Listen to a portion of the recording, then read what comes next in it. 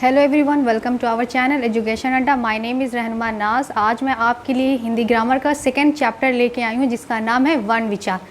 चलिए अब हम अपने चैप्टर का शुरुआत करते हैं। देखिए, वर्ण किसे कहते हैं, हमें इसमें आज क्या क्या कवर करना है। तो वर्ण किसे कहते हैं, वर्ण के कितने भेद हैं, फिर वर्ण के भेदों के सब डिवीज़न। चलिए हम स्टार्ट करते हैं। वर्ण किसे कहते हैं। वर्ण मौखिक भाषा की मूल ध्वनियों को व्यक्त करने वाले चिन्हों को वर्ण कहते हैं। ये उतना अच्छे से आपको अभी समझ नहीं आया, तो हम इसको बोलते हैं जो हम अपने मुंह से जितनी भी ध्वनियाँ प्रकट कर रहे हैं उसे हम वर्ण कहते हैं। फॉर एग्जाम्पल अगर हम उदाहरण के लिए लें तो देखिए,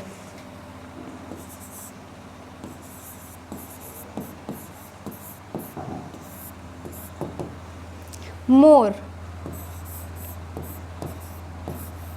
मोर, ठीक है। इसमें वर्ण क्या होता है, हमारे मुंह से जितने भी चिन्ह प्रकट हो रहे हैं, बोल रहे हैं, या हम जो बोल रहे हैं या निकल रहा है उसे हम वर्ण कर रहे हैं। जितने भी, क्या बोल रहे हैं हम, जितने भी, यानी कि मोर में क्या क्या आ रहा है। तो देखिए, माँ जमा ओ जमा रा जमा आ, यानी कि हमने मोर बोला। अब मोर में क्या क्या वर्ण आ रहे हैं, तो मोर, मा, आ, रा, ओ, ये सारे क्या आ रहे हैं, उसमें वर्ण आ रहे हैं, यानी कि मोर। देखिए अब हम फिर से डेफिनेशन पढ़ते हैं। वर्ण मौखिक भाषा की मूल ध्वनियों को, मौखिक जो हमने मुंह से बोला, मूल ध्वनियों यानी जो हमारे मुंह से निकल रहे ध्वनि, व्यक्त करने वाले चिन्हों, मतलब ये सारे क्या हैं, चिन्ह हैं। ये सारे क्या हैं, मा, ओ, रा, आ, ये सारे क्या है, चिन्ह हैं। उसको हम क्या कहते हैं, वर्ण कहते हैं। रचना की दृष्टि से भाषा की सबसे छोटी इकाई को हम वर्ण कहते हैं। मतलब कि वर्ण, आप जब आप जूनियर क्लास में होंगे तो आप पढ़े होंगे कि वर्ण किसे कहते हैं। तो वर्णों के सबसे छोटे इकाई को वर्ण कहते हैं, जिसको हम खंड या टुकड़े नहीं कर सकते। अब आपको समझ आ गया होगा कि वर्ण किसे कहते हैं। इसको अब हम टुकड़े में नहीं बांट सकते हैं, उसी को हम क्या कहते हैं, वर्ण कहते हैं। देखिए उसकी परिभाषा क्या है, वह छोटी से छोटी ध्वनियाँ, क्या बोल रहा है, छोटी से छोटी ध्वनि, मुंह से निकली आवाज़ जिसको और टुकड़े नहीं किए जा सकते, उसको हम वर्ण कहते हैं। उसे वर्ण कहलाता है, उसे वर्ण कहते हैं, ठीक है। जिस रूप में हम वर्ण को लिख देते हैं उसे अक्षर कहा जाता है, जैसे आ, उ, ए, गा इत्यादि। यानी कि हमने जो लिखा है ये क्या है, अक्षर है, ठीक है। अब वर्ण क्लियर हो गया होगा। वर्ण क्या होता है, भाषा की सबसे छोटी इकाई जिसके खंड या टुकड़े नहीं कर सकते। तो इसके अब हम ज़्यादा टुकड़े नहीं कर सकते, ठीक है।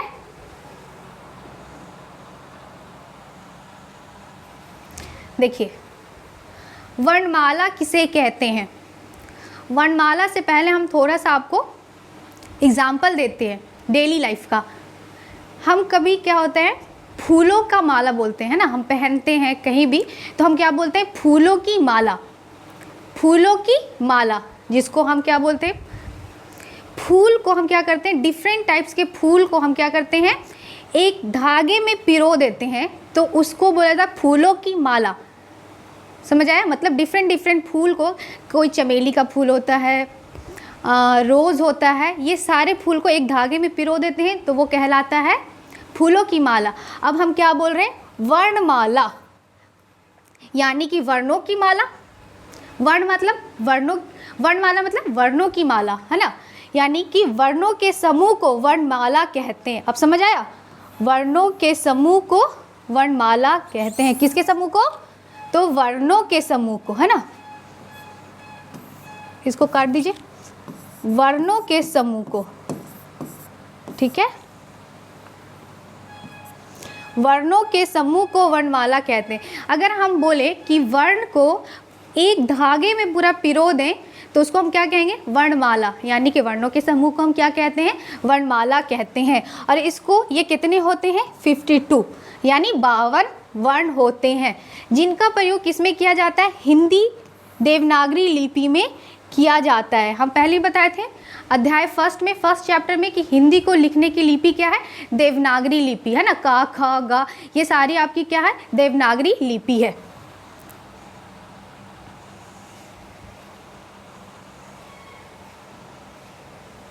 ठीक है, यहाँ देखिए हमने क्या बोला कि हिंदी में कितने वर्णमाला है, 52। अब देखिए ये सारे, ये 11 2, अगर इस सब को ऐड कीजिएगा, 11 2 प्लस कितना है ये 33,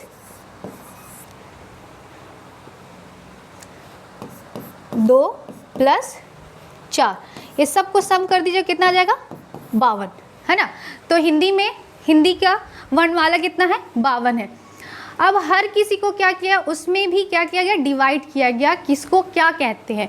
तो देखिए आ से लेकर ओ तक, यानी री तक क्या होते हैं, स्वर कहलाते हैं। क्या कहलाते हैं, स्वर कहलाते हैं। स्वर क्या होता है, इसको हम थोड़ा देर बाद पढ़ेंगे, बस अभी इसको थोड़ा सा माइंड के अंदर रखना है कि स्वर कितने होते हैं, 11। क्या क्या, आ ई उ री ए ओ।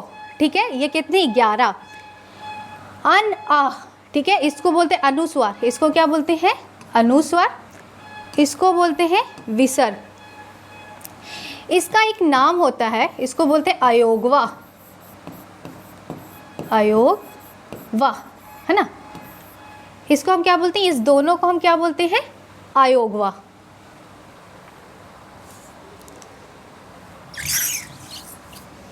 इसको फिर से लिख देते हैं, अगर याद, 11 प्लस 2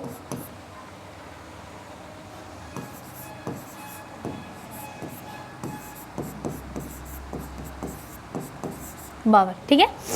तो इसको हम क्या कहते हैं, इन दोनों को अयोगवा। अयोगवा को भी 3 पार्ट में डिवाइड किया गया है, 3 डिवीजन किया गया। अयोगवा के भी 3 भेद हैं। क्या क्या है, एक होता है अनुस्वार, जिसको अन बोलते हैं, मतलब अनुस्वार जिस पे ये होता है, ठीक है, अन, ये, ठीक है, विसर्ग ये, और एक और होता है अनुनासिक, इसी का पार्ट है। क्या हम क्या कह सकते हैं, अयोगवा को 3 पार्ट में डिवाइड किया गया। पहला अनुनासिक, आपने देखा होगा, इसका सिंबल है चंद्र बिंदु, ठीक है, अनुनासिक। एक और क्या होता है, अनुस्वार,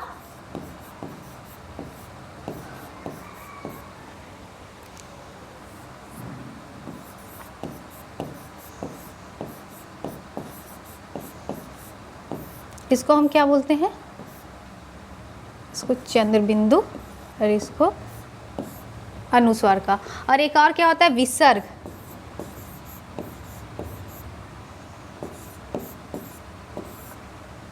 जिसको हम इस तरीके से होता है।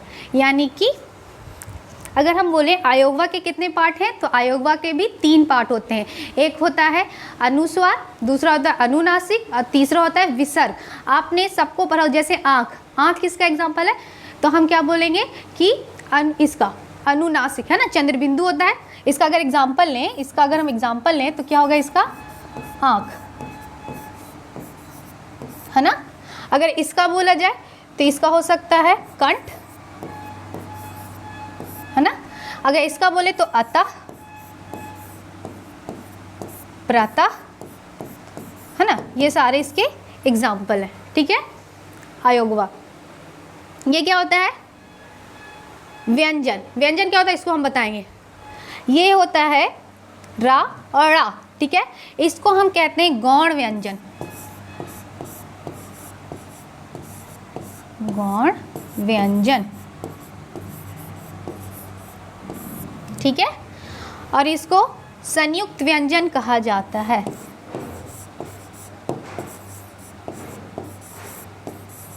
संयुक्त व्यंजन, ठीक है।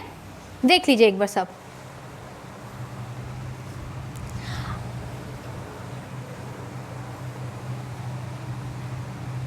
देखिए अभी आप लोग को इतना टेंशन नहीं लेना है कि ये क्या होता है, ये क्या, बस ये अभी मैंने छोटा सा मतलब इंट्रो दिया। अभी इसको हम और डीपली पढ़ाएंगे कि वर्ण के कितने भेद हैं। तो वर्ण के भेद में स्वर आता है, व्यंजन आता है, ठीक है। ये सारे अभी हम अब थोड़ा देर में डिटेल में देखेंगे। चलिए देखिए, ये वही है, दोबारा से है। देखिए हमने अभी वर्ण के कितने भेद होते हैं, तो वर्ण और प्रयोग, है ना, उच्चारण और प्रयोग के आधार पर हिंदी वर्णमाला के वर्गों को 2 वर्गों में बांटा गया है ना। वर्णमाला को कितने भागों में बांटा गया है, 2 भागों में। वर्ण के कितने भेद होते हैं, 2, ठीक है। एक होता है स्वर वर्ण और दूसरा क्या होता है, व्यंजन वर्ण, ठीक है। अभी हमने स्वर देखा था कि आ ई जो आ से ओ तक होते हैं वो क्या होते हैं, स्वर वर्ण होते हैं, है ना। और उसके बाद का से लेकर हा तक ये सारे व्यंजन होते हैं, ठीक है। देखिए देखिए स्वर क्या होता है, स्वर जिन वर्णों का उच्चारण स्वतंत्र रूप से किया जाता है, स्वतंत्र रूप से किया जाता है, उन्हें स्वर कहा जाता है। स्वतंत्र का क्या मतलब, स्वतंत्र का मतलब होता है कि जब हम स्वर का उच्चारण करते हैं तो उसमें किसी का भी इन्वॉल्वमेंट नहीं होता है बोलने के लिए, ठीक है। तो उसको हम क्या कहते हैं, स्वर वर्ण कहते हैं। जैसे देखिए हिंदी वर्णमाला में कितने स्वर हैं, तो 11 स्वर है। आपको याद रखना कितने स्वर हैं, 11। क्या क्या, आ ई उ री ए ओ। हमने बचपन में अन आह भी पढ़ा था। हमने बचपन में क्या पढ़ा था उसको, कि आ से आह तक, लेकिन अन आ हम नहीं इसमें इंक्लूड करते हैं। क्यों नहीं इंक्लूड करते हैं, देखिए उसके पीछे एक रीज़न है। हमने क्या बताया था, अन और आह क्या है, अन और आह क्या है, अयोगवा। क्या है, अयोगवा, है ना, अयोगवा, ठीक है। मतलब कि अयोगवा, मतलब इसको अयोगवा क्यों कहा जा रहा है, तो ये आ के योग से बना है। किसके योग से बना है, आ के योग से। किससे बना है, आ के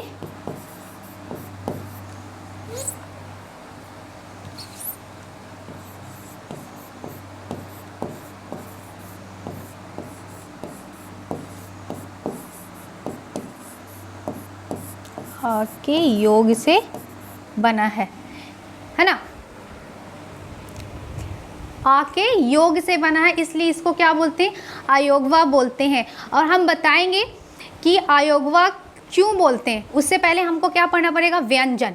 इतना भी रखना, फिर से हम आएंगे इस स्लाइड पे। एक बार फिर से देख लीजिए थोड़ा। देखिए हमने क्या पढ़ा, स्वर।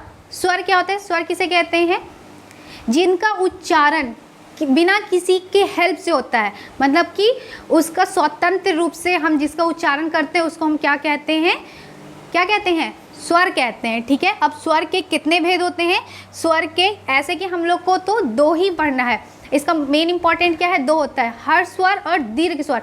लेकिन एक और होता है जिसको बोलते हैं प्लूत स्वर, ठीक है। ऐसे आप लोग के कंपटीशन लेवल में 2, मतलब कि अगर पूछता है उसमें ऑप्शन रहेगा 2, 4, 5, 6, तो आपको 2 लगाना, ठीक है। अगर 2 के साथ 3, मतलब 2 ना होकर 3 रहता है, तब आपको क्या लगाना, 3 लगाना, ठीक है। तो स्वरों के आधार पर कितने स्वर के कितने रूप होते हैं, तो स्वर के 3 रूप होते हैं, हर स्वर, दीर्घ स्वर और प्लूत स्वर। देखिए हर स्वर क्या होता है, इन स्वरों के उच्चारण में, है ना, जिन स्वरों के उच्चारण, इन नहीं, इन भी बोल सकते हैं, चलिए। इन स्वरों के उच्चारण में कम समय लगता है, मतलब जिसको बोलते समय बहुत कम समय लगता है दूसरे के कंपैरिजन में। दूसरे के कंपैरिजन इन द सेंस कि जो स्वरों का भेद था, स्वरों का कौन कौन भेद था, दीर्घ स्वर और प्लूत स्वर, उनके कंपैरिजन में कम समय लगता है उसको हम क्या कहते हैं, हर्ष स्वर कहते हैं। ठीक है, उसमें वो कितने हैं, तो 4, याद रखना है। हर्ष स्वर कितने होते हैं, तो हर्ष स्वर 4 होते हैं। कौन कौन, तो आ, ई, उ, री। ठीक है, इसको याद करने का तरीका देखिए, एक ट्रिक है, आयुर। ठीक है ना, इसके अलावा जो हो जाएंगे दीर्घ स्वर में आ जाएंगे, है ना। जो रेस्ट रह जाएगा उसको हम किस में रख देंगे, दीर्घ स्वर में। तो आपको क्या याद रखना है, एक ट्रिक याद रखना, आयुर, आ, ए से आ, वाई से ई, यू से उ और री से आर, है ना, आयुर। इस तरीके से आपको याद रखें कि हर स्वर कितने होते हैं, तो हर स्वर 4 होते हैं। ठीक है, आ, ई, उ और री। देखिए दीर्घ स्वर, मैंने क्या बोला, हर स्वर, दीर्घ स्वर और प्लुत स्वर। ठीक है ना, हमने अभी क्या पढ़ा, एक हर स्वर। ठीक है, हर स्वर में हमने क्या पढ़ा कि इसमें बहुत सबके कंपैरिजन में सबसे कम समय लगता है। तो ऑब्वियस सी बात है कि दीर्घ स्वर में हर स्वर से ज़्यादा समय लगेगा। तो कितना ज़्यादा लगेगा, तो उसके कंपैरिजन में 2 गुना टाइम लगेगा। ठीक है, इन स्वरों के उच्चारण में हर स्वर में 2 गुना समय लगता है। तो उसको हम क्या कहते हैं, दीर्घ स्वर कहते हैं। इनकी संख्या कितनी होती है, तो 7 होती है। अगर आपको याद ना रहे तो वो कितना था, 7, है ना। हम टोटल कितना पढ़े थे, 11 होता है। ठीक है, स्वर कितना होता है, स्वर कितना होता है, 11, है ना, 11 होता है। और हमने क्या पढ़ लिया, हर स्वर, है ना, हर स्वर कितने होते हैं, 4। तो ऑब्वियस सी बात है दीर्घ स्वर कितने हो जाएंगे, मैनेज कर दीजिए दीर्घ स्वर के लिए।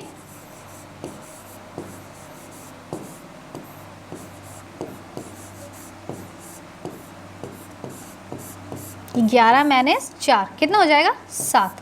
ठीक है ना, तो याद कर, रटना नहीं है, याद रखिएगा दिमाग से। ठीक है, तो दीर्घ स्वर कितने होते हैं, 7 होते हैं। ठीक है, देखिए कौन कौन, आकर आ, ई, उ, ए, ओ, है ना।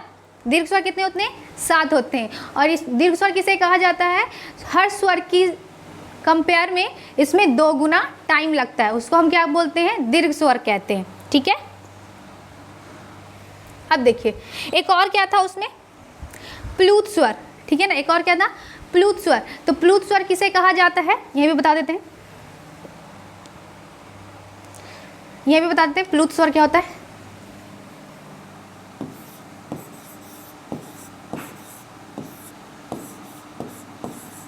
प्लुत स्वर क्या होते हैं, स्वर के, हर स्वर के, है ना, क्या होता है, हर स्वर के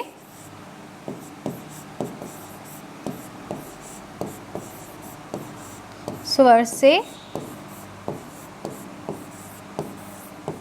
3, यहाँ कितना होता है, 2 गुना समय लगता है। तो इसमें कितना लगेगा, 3 गुना, 3 गुना समय लगता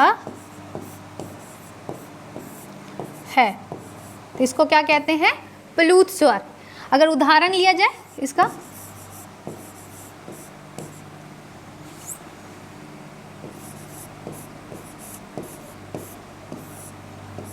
उदाहरण, तो हम क्या बोल सकते हैं, ओम, है ना। कितना समय लग रहा है, थोड़ा ज़्यादा समय लग रहा है, ओम, है ना। देखिए हर स्वर में बहुत कम समय, आ, ई, उ, री, है ना। दीर्घ स्वर में थोड़ा ज़्यादा समय लग रहा है, आ, ई, उ, री, ए, है ना, ये।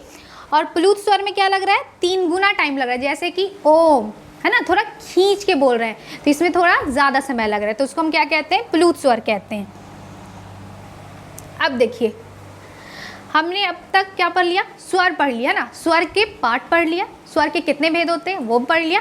अब स्वर के बाद क्या आता है, वर्णों को हमने 2 पार्ट में डिवाइड किया था, स्वर 1 और व्यंजन 1। स्वर 1 आपका कंप्लीट हो गया और दूसरा क्या रह गया, व्यंजन। देखिए व्यंजन किसे कहते हैं, जिन वर्णों का उच्चारण स्वरों की सहायता के बिना नहीं किया जा सकता है उन्हें व्यंजन कहते हैं। मतलब कि हमने क्या पढ़ा था स्वर को, कि स्वर में हम स्वतंत्र रूप से उसका उच्चारण करते हैं, लेकिन व्यंजन में क्या होता है, व्यंजन में हम स्वतंत्र रूप से नहीं कर सकते, इसमें हमें स्वर की सहायता लेना पड़ेगा। किसकी सहायता लेना पड़ेगा? स्वर की सहायता लेना पड़ेगा। किसको बोलने में? तो व्यंजन को बोलने में, है ना। तो यही बोला जा रहा है वर्णों का, जिन वर्णों का उच्चारण स्वरों की सहायता के बिना नहीं किया जा सकता उसे हम क्या कहते हैं? व्यंजन कहते हैं। इनके उच्चारण मुंह की हवा, कंठ, जीभ, दांत, होंठ आदि रुकावट के साथ साथ बाहर आती है। ठीक है, जैसे कि अगर हम बोलें कि जो व्यंजन का उच्चारण करते हैं हम, तो उसको उच्चारण करते समय हमारे विभिन्न मुंह के विभिन्न पार्ट अंगों से क्या होता है? उच्चारण होता है। तो मुंह का डिफरेंट टाइप्स के क्या होते हैं? पार्ट होते हैं। ठीक है ना। जैसे देखिए,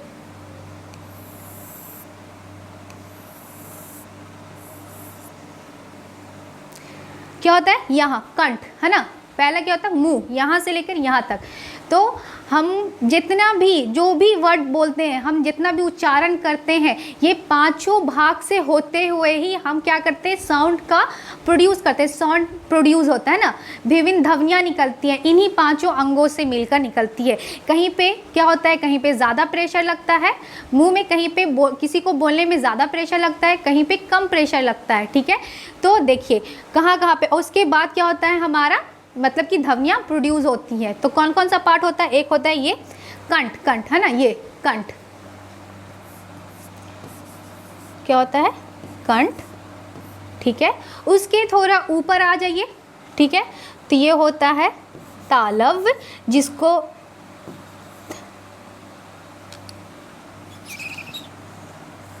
देखिए उसके ऊपर क्या होता है? तालव, जिसको तालु कहते हैं। ठीक है, उसके बाद आता है मूर्धा या मूर्धन्य भी कहते हैं। उसके बाद आता है दंत, फिर आता है ओष्ठ, ओष्ठ, है ना। ठीक है, उसके बाद डिफरेंट टाइप के क्या निकलते हैं? साउंड प्रोड्यूस होता है। ठीक है ना, मतलब कि हमारे मुंह से जितनी भी ध्वनियाँ निकलती हैं इसी के थ्रू निकलती है। कहीं पे क्या होता है? ज़्यादा प्रेशर लगता है तो आवाज़ निकल, जैसे कि अगर हम बोलते हैं का, खा, तो कंठ के पास असर हो रहा है ना। अगर हम बोलते हैं चा, छा, तो आप खुद बोल के सीखिएगा ना, चा, तो कहाँ पे? तालु, है ना। तालु, ये जो मुंह के ऊपर वाला पार्ट होता है उसको बोलते हैं तालु, जिसको तालव लिखा गया है, तो चा, छा। ठीक है, फिर वो एक होता है मूर्धा। क्या होता है? मूर्धा। तो मूर्धा का क्या मतलब होता है? हम जब वर्ड को बोलते हैं तो वो हल्का मुंह में बेलन की तरह मुड़ जाता है। जैसे कि अगर हम बोलते हैं टा, टा, आप खुद बोल के सीखिए। ठीक है ना, सिर्फ मेरे बोलने पे नहीं, आप खुद बोलिए और सीखिए कि एक्चुअल में हो रहा है कि नहीं।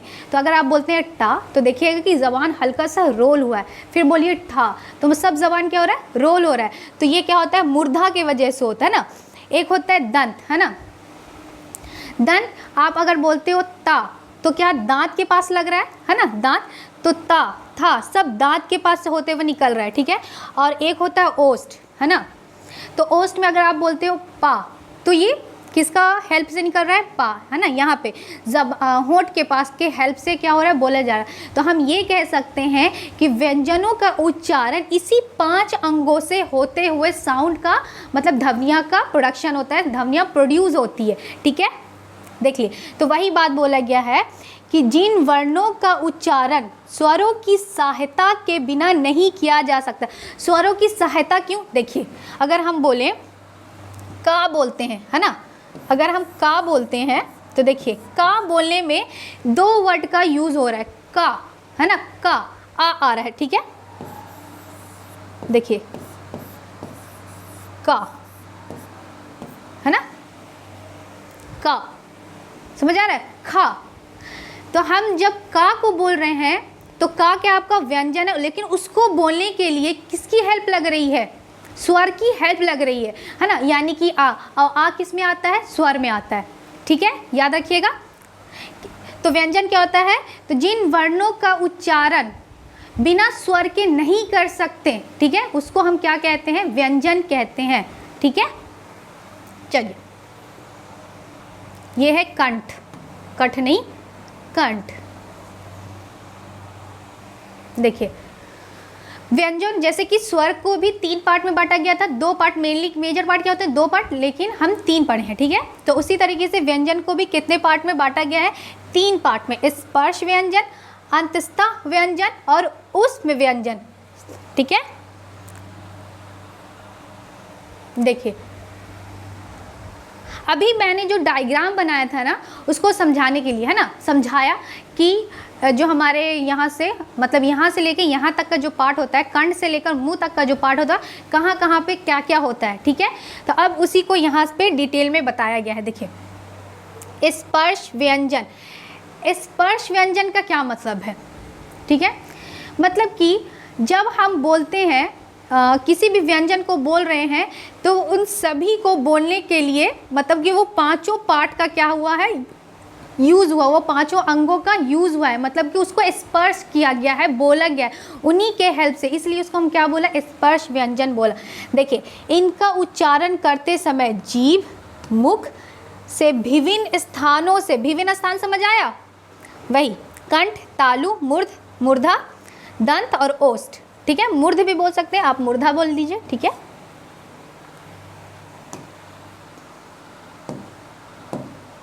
ठीक है, मूर्धा बोल दीजिए। क्या बोला गया, स्पर्श व्यंजन, इनका उच्चारण करते समय जीभ, है ना, जीभ मुख से विभिन्न स्थानों का स्पर्श करती है, स्पर्श करती है ना, स्पर्श मतलब निकलती है, विभिन्न अंगों मतलब कंठ से, मुंह से, जीभ से, दंत से होते हुए जब वो सारे व्यंजन निकलते हैं, उसको हम क्या कहते हैं, स्पर्श व्यंजन कहते हैं। स्पर्श व्यंजन कितने होते हैं, तो स्पर्श व्यंजन 25 होते हैं। देखिए 25, इसको गिन लीजिए, देखिए 5, 10, 15, 20, 25, है ना, कितने व्यंजन है, स्पर्श व्यंजन कितने हैं, 25। देखिए का वर्ग, जो हम क्या कहते हैं, अगर हम क्या कहते हैं, कितने वर्ग हैं, यहाँ पे 5 वर्ग हैं। का वर्ग, इसको याद करने का तरीका सबसे पहले ऐसे याद कीजिएगा, कचट तप, है ना, इसको याद करने का क्या तरीका है, कचट तप। अभी भी बहुत सारे, मतलब कि क्या होता है, हम बड़े हो जाते हैं और कखा खागा बोलना नहीं आता, मतलब बोलना क्या आता है लेकिन उसको याद नहीं रखते हैं। कई बार क्या होता है कि हम उसको बोलते बोलते भूल जाते हैं, कहाँ पे ता आएगा, कहाँ पे पा आएगा, कहाँ पे चा आएगा, है ना, चा वगैरह नहीं, 2 बोलने के बाद उसके बाद हम भूलना स्टार्ट कर देते हैं। तो इसको याद करने का तरीका क्या है, कचट तप, है ना, क्या है, कचट तप, ठीक है।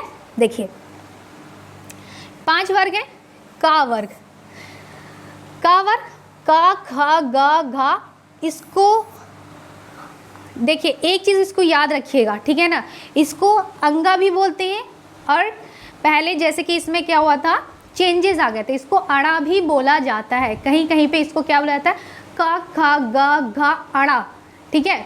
तो फिर उसमें क्या हुआ, चेंजेस आए, तो अड़ा को क्या बोला गया, अंगा, है ना, कई स्कूल में का, खा, गा, घा, अंगा, ठीक है, कहीं कहीं पे का, खा, गा, घा, अड़ा, पहले अड़ा था, फिर अंगा हुआ, मॉडिफाई होगा, फिर वो चेंज होके क्या हो गया, अड़ा हो गया, ठीक है ना। आपका जो मन करे वैसे बोलिए, ठीक है। एक चीज़ और याद रखना है कि जब भी आप इसको बोलते हैं अंगा या अड़ा को, तो इसको याद रखिएगा, इसको इस तरीके से नहीं लिखें, है ना। बचपन में गलती हो जाती है बच्चों से कि जब हम अंगा लिखते हैं तो हम नीचे में क्या करते हैं, ये लगा देते हैं, ठीक है, बिंदु लगा देते हैं, ठीक है ना, समझ आ रहा है, ठीक है। तो ये गलती नहीं कीजिएगा, इसको लिखने का तरीका क्या होगा, इस तरीके से, है ना, ये होता है अंगा, ये कोई वर्ड नहीं है, बस समझाने के लिए लिखा है, और ये होता है, ठीक है, एक ये होता है जिसको रा कहते हैं, रा, जिसको हमने अभी बताया था, अयोगवा का ये पार्ट है ना। देखिए का वर्ग में का, खा, गा, घा, अड़ा, जिसको हम क्या बोलते हैं, इसका उच्चारण किससे होता है, कंठ से होता है, किससे होता है, कंठ से होता है। अगर आप खुद प्रैक्टिस करें, खुद बोले, मेरे साथ साथ बोलिए, ठीक है ना, का, तो देखिएगा, महसूस कीजिएगा कि यहाँ कंठ से आवाज़ रहा, का, छू कर भी देखिएगा, ख, ग, घ, अड़ा या फिर अंगा, ठीक है। तो इसको कहाँ से उच्चारण होता है इसका? कंठ से। एक होता है चा वर्ग में, देखिए चा, चा, चा, तो तालु में है ना, जबान किस में लग रहा है? तालु में। चा, छा, जा, झा, इया, है ना। तो किससे इसका उच्चारण होता है? तालु से, ठीक है। टा वर्ग, टा बोलिए, टा, था, डा, ढा, है ना। तो ये सारे क्या होते हैं? मूर्धा, मूर्धा से होता है, यानी टा बोलते हैं तो हमारे जो जबान है कि क्या हो रहा है? रोल हो रहा है। टा, था, आप खुद बोलिए, खुद प्रैक्टिस करके देखिए। तो इसका साउंड कहाँ से आता है? मूर्धा से। टा वर्ग, है ना, ता का जो होता है उच्चारण दंत से। ता, ता, था, डा, धा, है ना। देखिए ये होता है पा वर्ग, है ना। देखिए पा, ओष्ठ से, इसका उच्चारण क्या होता है? ओष्ठ से। पा, फा, बा, भा, याद रखिएगा, ठीक है।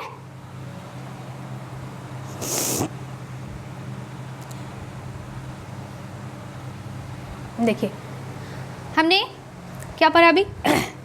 व्यंजन के पार्ट था, ठीक है। तो क्या था ये? स्पर्श व्यंजन। व्यंजन के 3 पार्ट थे। स्पर्श व्यंजन देख लीजिए, स्पर्श व्यंजन जो अभी हमने कवर किया। अंतस्था व्यंजन, एक होता है ऊष्म व्यंजन, है ना। तो हम देखेंगे अब क्या? अंतस्था, अंतस्था व्यंजन, ठीक है। ये क्या होता है? अंतस्था मतलब अंदर से जो आवाज़ आए। कहाँ से? अंदर से। अंत का मतलब ही क्या हो रहा है? अंदर। अंदर से जो आवाज़ आता है तो उसको बोलते हैं अंतस्था व्यंजन, ठीक है। जैसे इनका उच्चारण स्वर और व्यंजन के मध्य का, है ना, बीच का। बीच का इन द सेंस कि स्वर से थोड़ा ज़्यादा समय और व्यंजन से थोड़ा कम समय में लगता है इसको, ठीक है। तो इसीलिए इसको क्या बोला गया है? इनका उच्चारण स्वर और व्यंजन के मध्य यानी बीच का सा लगता है, ठीक है। अतः इन्हें अंतस्था कहते हैं। अंतस्था का मतलब अंदर से, ठीक है। इनकी संख्या कितनी है? 4। क्या क्या? या, यानी देखिए स्वर से थोड़ा ज़्यादा लेकिन व्यंजन से थोड़ा कम लग रहा है, ठीक है ना। जैसे का, खा थोड़ा ज़्यादा समय लग रहा है, ठीक है। लेकिन देखिए या थोड़ा ज़्यादा लग रहा है लेकिन इन दोनों से कम में। तो या, रा, ला, वा, याद रखिएगा, ठीक है। देखिए एक क्या होता है? ऊष्म व्यंजन। ऊष्म का मतलब ही होता है गर्मी, गर्माहट, है ना। ऊष्म का क्या मतलब होता है? गर्मी या फिर गर्माहट। तो देखिए जिसको बोलने समय हमको हल्का सा गर्म महसूस हो, है ना। बोल रहे हैं गर्मी, ऐसा वाला गर्मी नहीं, मतलब बोलते समय, ठीक है। तो आप मतलब गर्मी कैसे होगा? मतलब इसको बोल रहे हैं तो हमारा ज़बान, मुंह, ये सारे में क्या होगा? रगरन होगा। रगरन होगा तो क्या होगा? गर्म हवा निकलेगा। जैसे देखिए इनके उच्चारण में वायु जो हमारे मुंह से ध्वनियाँ निकल रही हैं तो वो वायु है ना। वायु के रगर खाने से एक प्रकार की ऊष्मा यानी गर्मी सी पैदा होती है ना। हम जब बोलते हैं तो हमारा ज़बान मुंह में क्या हो रही है? रगरन हो रही है, ठीक है ना। तो उससे जो ध्वनियाँ प्रोड्यूस होती है या फिर जो निकलता है, ध्वनियाँ जो निकलती है, व्यक्त होती है, उसको बोलते हैं ऊष्म व्यंजन। इनकी संख्या कितनी होती है? 4। इनकी संख्या कितनी है? 4। जैसे कि, ठीक है, वो कौन कौन है? शा, सा, सा, हा। आप खुद देखिए, शा बोल के देखिए, है ना। शा, तो इसमें हाथ रख के देखिएगा तो इसमें क्या होगा? गर्म हवा आएगा। शा, फिर होता है सा, फिर होता है एक सा, फिर हा, तो गरम गरम हवा निकलती है, इसलिए इसका क्या नाम होता है? ऊष्म व्यंजन कहा जाता है, ठीक है। ये कितने होते हैं? तो ये 4 होते हैं, समझ आया। रगरन की वजह से मुंह में रगरन होती है। देखिए एक होता है संयुक्त, एक और क्या होता है? मतलब कि अब हमारा स्वर कंप्लीट, व्यंजन कंप्लीट। अब हमको क्या दिखता है कि जो होता है एक अलग होता है जिसको हम क्या बोलते हैं? संयुक्त व्यंजन। संयुक्त का मतलब ही होता है 2 व्यंजनों के मेल से जब वर्ण बनता है, ठीक है ना, तो उसको हम क्या बोलते हैं? संयुक्त व्यंजन कहते हैं। देखिए जब किसी शब्द के 2 या 2 से अधिक व्यंजनों के बीच में कोई स्वर, कभी कभी क्या होता है, अभी हम आगे दिखाएंगे, 2 या 2 से अधिक व्यंजन जब मिलते हैं तो क्या बनाते हैं? संयुक्त व्यंजन बनाते हैं। कभी कभी क्या होता है कि जब वो आपस में नहीं मिलते हैं तो उसी का सेम को हम क्या करते हैं? रिपीट कर देते हैं, ठीक है ना। देखिए, जब किसी शब्द के दो या दो से अधिक व्यंजनों के बीच में कोई स्वर, अगर स्वर नहीं आता है, अगर मान लीजिए जैसे कि हम का बोलते हैं तो का में आ आता है, ठीक है ना, तो कभी कभी क्या होता है इसमें स्वर अगर नहीं आ रहा है तो हम क्या करते हैं उसी व्यंजनों को दोबारा से लिख देते हैं, ठीक है, फिर हम उसका उच्चारण करते हैं।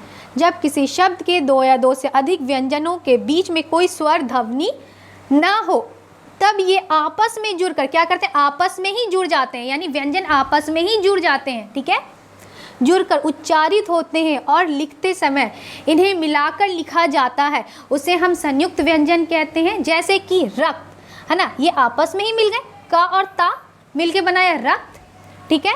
सत्य, त और या आपस में क्या हुआ, जुड़कर आपस में जुड़ गए जब स्वर नहीं आएगा, ठीक है। अभी और क्लियर होगा जब हम नेक्स्ट स्लाइड दिखाएंगे। देखिए, संयुक्त व्यंजन, संयुक्त व्यंजन हालांकि 4 होता है, ठीक है ना, संयुक्त व्यंजन कितने होते हैं, 4 होते हैं। देखिए, संयुक्त व्यंजन, इस प्रकार स्वर रहित व्यंजनों के मेल को संयुक्त व्यंजन कहते हैं, है ना। इस तरह के, इसको हम क्या कहते हैं, इस तरह के जो हैं मिलकर क्या बनाते हैं, मतलब ये, ठीक है। अक्षा, त्रा, ज्ञा, री, है ना, री नहीं, ठीक है, श्रा, श्रा, है ना, श्रा, ठीक है, अक्षा, त्रा, ज्ञा, श्रा, ठीक है। ये सारे क्या होते हैं, ये 4 क्या होते हैं, आपके संयुक्त व्यंजन होते हैं। यानी कि व्यंजन, 2 या 2 से अधिक व्यंजन जब आपस में मिलते हैं तो क्या बनाते हैं, संयुक्त व्यंजन बनाते हैं। 2 या 2 से अधिक व्यंजन, 2 या 2 से अधिक व्यंजन, ठीक है। देखिए, यहाँ पे का है जो एक व्यंजन है, ये एक सा है, ये एक व्यंजन, इन दोनों को मिलाने के बाद क्या आया, अक्षा। समझ आ रहा है क्या हुआ, अक्षा, मतलब इन दोनों को मिलाकर, ठीक है। त्रा, त्रा, यहाँ पे ता छूट गया है, त्रा, है ना, इन दोनों को मिलाकर क्या होता है, त्रा। फिर ये आधा जा, ये देखिए, एक चीज़ और क्या याद रखना है कि जो संयुक्त व्यंजन होते हैं वो डेढ़ शब्द से मिलकर बना होता है। डेढ़ शब्द का क्या मतलब होता है, ये देखिए, ये जो का है, ये जो का है, ये का के नीचे हलंत है, का के नीचे क्या है, हलंत है, तो इसका मतलब होता है ये क्या है, आधा है, ये क्या है, आधा है, ठीक है ना।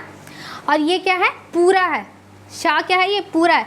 जब ये आधा और पूरा मिला के क्या बनाया, अक्षा, है ना, अक्षा, तो ये क्या बना, एक और आधा, तो डेढ़ शब्द से मिलकर क्या बनता है, संयुक्त व्यंजन बनते हैं। अब ये थोड़ा सा दिमाग में आ रहा होगा क्या बोलना चाह रही मैम, क्या बोल रही हैं, तो देखिए हम बता देते हैं। जैसे कि हमने पढ़ा था का, है ना, जब हम लिखते हैं का, खा, डायरेक्ट लिखते हैं तो इसके नीचे कोई हलंत का यूज़ नहीं करते हैं। हम हलंत का यूज़ तब नहीं करते हैं जब ये पूरा होता है, पूरा इन द सेंस कि इसमें क्या होता है, व्यंजनों के साथ साथ क्या मिला होता है, स्वर भी मिला होता है, तब ये पूरा होता है। समझ आया। ये जो हम का लिखा है, खा लिखा है, तो इनके नीचे हलंत नहीं है। क्यों नहीं है, क्योंकि इसमें स्वर इंक्लूड है।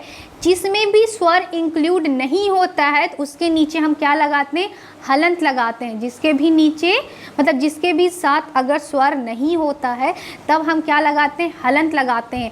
और लेकिन अगर जिसके भी साथ आ जुड़ा होता है, स्वर जुड़ा होता है, तब उसमें हम क्या करते हैं, हलंत हटा देते हैं। फॉर एग्जाम्पल अगर हम बोलें जैसे कि का हलंत आ, ठीक है, तो ये मिला कर देंगे का, है ना। हलंत के साथ क्या जुड़ा हुआ है, हलंत के साथ आ जुड़ा हुआ है, हलंत के साथ क्या जुड़ा हुआ है, आ जुड़ा हुआ है। तो इसलिए हम क्या करते हैं, ये हलंत और आ जुड़ने के बाद ये पूरा का बना कर दिया। समझ आया, याद रखिएगा, ठीक है ना ये चीज़। तो यहाँ पे क्या है, ये हलंत है, यानी कि इसके साथ स्वर नहीं लगा हुआ है, तो इसलिए ये आधा है और ये पूरा है, याद रखिएगा, ठीक है। अक्षा, ये किस किस व्यंजनों का मेल है, तो 2, एक होता है आधा का, है ना, का के नीचे हलन, और क्या होता है सा, ठीक है। तो इससे बना अक्षा। इसमें और इसमें बच्चे क्या हो जाएंगे, कंफ्यूज होते हैं। इसको देखिए क्या करना है, ये इस तरीके से लिखा हुआ है, ठीक है।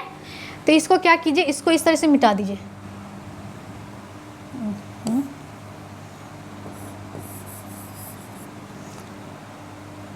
ना। इसको अगर इस तरीके से देखिए, इसमें क्या हो रहा है,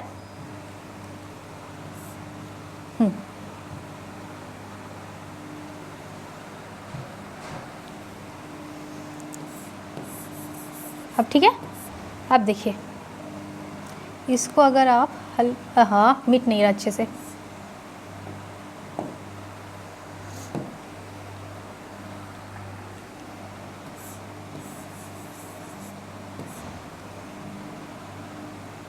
देखिए इस तरीके से अगर आप इसको मिटा देते हो इस तरीके से, तो क्या बना देगा, शाह बना के देगा, है ना। इस तरीके से शाह बना कर देगा, है ना, ये वाला।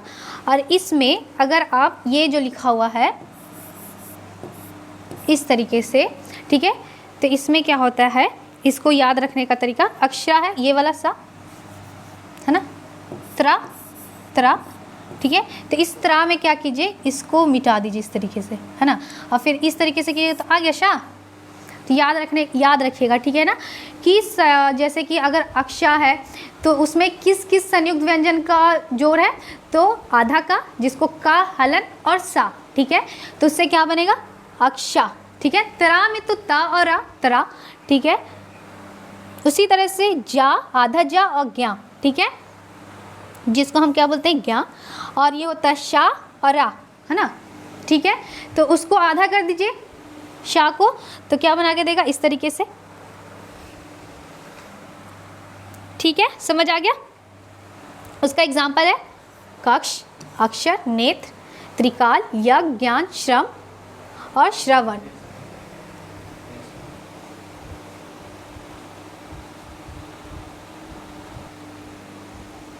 चलिए देखिए इसको क्या बोलते हैं, री, है ना। री किस किस व्यंजनों का जोड़ है, शाह, आधा शाह, ये आधा शाह है। कभी भी शाह के नीचे अगर हलंत रहता है तो वो आधा शाह होता है। अब आपको क्लियर हो गया होगा, है ना, कि शाह और रा से क्या बना, रा, है ना, श्रा, श्रा। चलिए आ गया, देख लीजिए आप लोग थोड़ा सा। देखिए एक क्या होता है, हम लोग हिंदी में पढ़ते हैं, एक होता है सड़क, है ना, हम लोग सड़क पढ़ते हैं, ठीक है, इसके नीचे होता है, ठीक है, पढ़ना, पढ़ना, है ना, पीड़ा, इस तरीके से होता है। तो ये रा होता है ना, रा, सड़क वाला रा, ये होता है रा, है ना, ये भी हिंदी में आता है, ठीक है। तो रा और रा वर्ण शब्द के आदि में नहीं आते हैं, लेकिन मध्य और अंत में इनका प्रयोग होता है, कहीं कहीं पे इसका प्रयोग होता है, तो इसको भी जानना ज़रूरी है, ठीक है ना। तो इसको हम ऐसे क्या बोलते हैं, हम पहले बता दिए, क्या बोलते हैं, गौण, क्या बोलते हैं, गौण बोलते हैं, ठीक है, याद रखिएगा। अब थोड़ा सा हमारा क्या रह गया है, अयोगवा, है ना। अयोगवा हम बीच में ही छोड़ दिए थे, तो फिर से उस स्लाइड पे आ जाते हैं।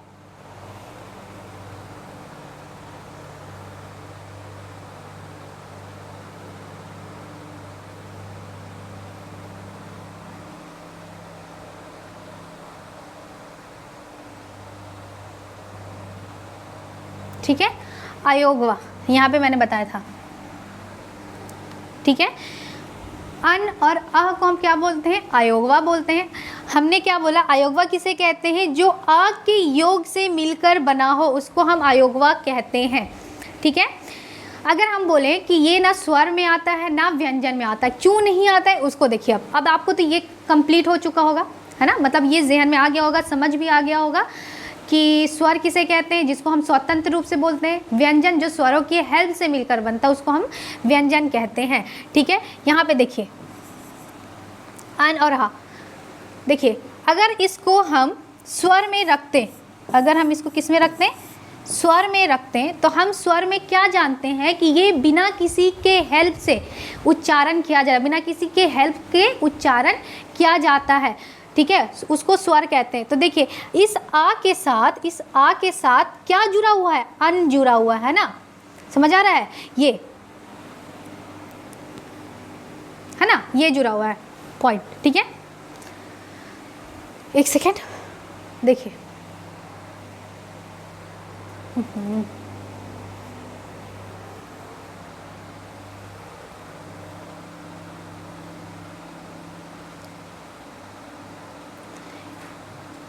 एक और रिमाइंड कर लीजिए, देखिए इसको क्या बोला जाता है, अन और आ, अनुस्वार, ठीक है। अन को क्या बोलते हैं, इसके ऊपर जो बिंदु होता है उसको बोलते हैं अनुस्वार, ठीक है ना। जो इसके ऊपर बिंदु होता है उसको हम क्या बोलते हैं, अनुस्वार, ठीक है, ठीक है। एक और क्या होता है, एक होता है, आपको अभी दिमाग में क्या रखता है, अनुस्वार, ठीक है। एक होता है ये विसर्ग, जिसको हम क्या बोलते हैं, ये जो दो होता है, ठीक, जो दो डॉट होता है, अनुस्वार, ठीक है, याद रखिएगा। अनुस्वार इसके ऊपर जो बिंदु लगा हुआ है।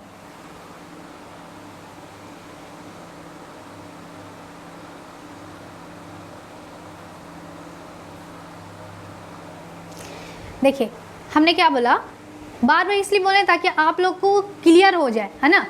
किसी भी मतलब कि उसको अयोगवा को स्वर क्यों नहीं बोला गया, व्यंजन क्यों नहीं बोला, बार बार इसलिए बोला ताकि आपको क्रिस्टल क्लियर हो जाए, किसी भी इसमें डॉट ना रहे। तो इसको स्वर इसलिए नहीं बोला गया क्योंकि स्वर को हम जानते कि ये बिना किसी के हेल्प से, मतलब कि स्वतंत्र रूप से बोला जाता है।